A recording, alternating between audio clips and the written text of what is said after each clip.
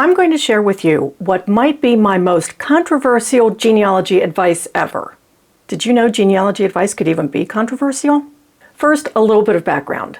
I started doing genealogy in 1990 and started doing it professionally in 1995. I started teaching genealogy shortly after that.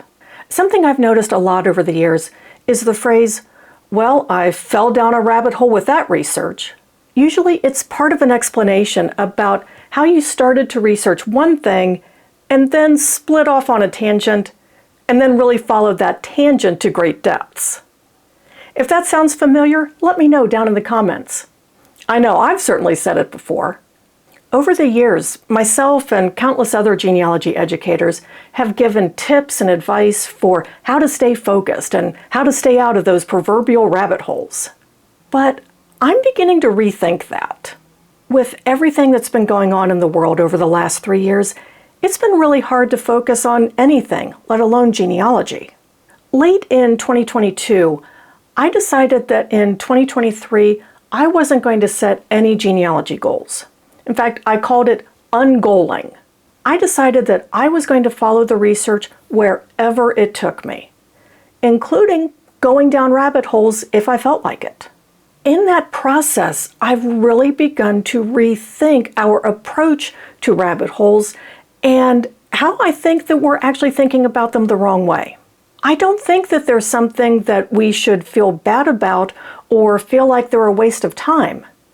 In fact, I think they actually could be very good for our research, and here's why. First, that tangent that you started to follow was probably somehow related to the family that you were researching.